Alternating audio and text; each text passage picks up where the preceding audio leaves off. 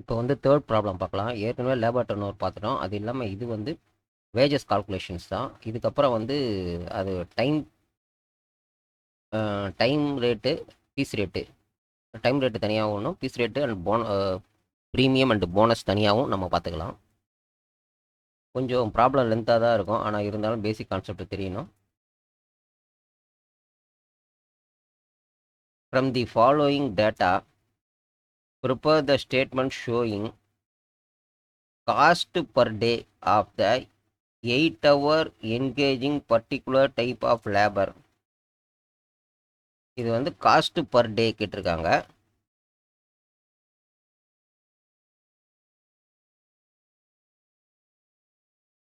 Monthly salary basic plus DA 400. Leave salary payable to workman 15%. இதில் வந்து 15% வந்து leave salary நேராக எடுத்து போட்டுக்கலாம். Employee contribution to provide provident fund 8% of salary. சேலரிங்கிறது வந்து இதுதான், இதில் 8% வந்துடும். So A and B leave சேலரியும் சேர்த்துருக்காங்க. 8% ஃபர்தராக பார்க்கலாம். Employer contribution to ESI 5% of the salary, item A and B.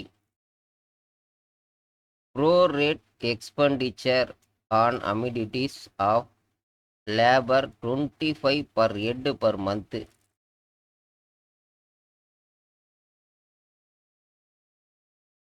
Number of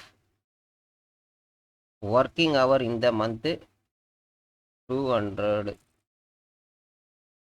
இதில் வந்து 8 ஹவர்ஸ் கொடுத்துருக்காங்க, 200 ஹவர்ஸ்னு இங்கே கொடுத்துட்டாங்க மந்தோட ஹவர்ஸு. அப்போ டே வேணும் நமக்கு பர்டிகுலராக. ஏன்னா நிறைய இடத்துல இப்போ இவங்க வந்து டேல தான் கேட்டிருக்காங்க, பர் டே தான் கேட்டிருக்காங்க. பர் டே ஹவர் கொடுத்துட்டாங்க, மந்த்லி ஹவர் கொடுத்துட்டாங்க.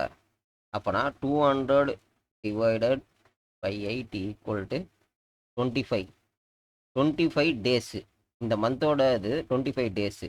இவங்க கொடுத்துருக்கிற டேட்டாலாம் வந்து மந்தோடது. இதை டிவைடட் பை 25 ஆக்கிட்டா தான் பர் டே அப்படின்னு வரும்.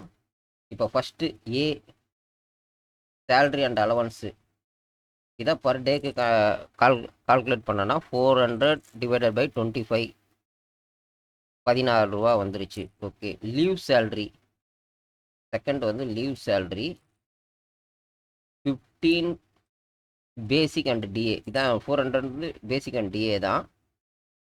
இதில் 15% 2.4. Okay. Third C employee contribution provident fund 8% of the salary.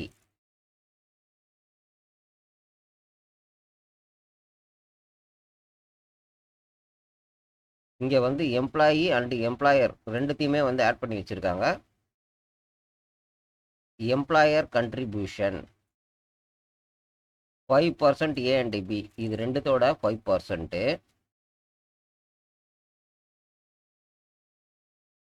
பர்சன்ட்னா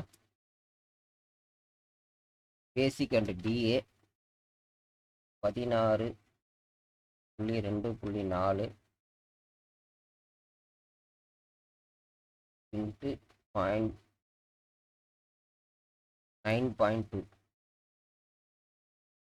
இது வந்து எம்ப்ளாயியோட கண்ட்ரிபியூஷன் ஈக்குவல் டு எம்ப்ளாயரோட contribution.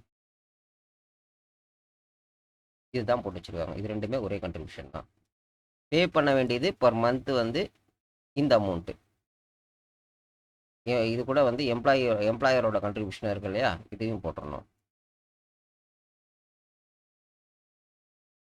Employer contribution ESI salary 5%.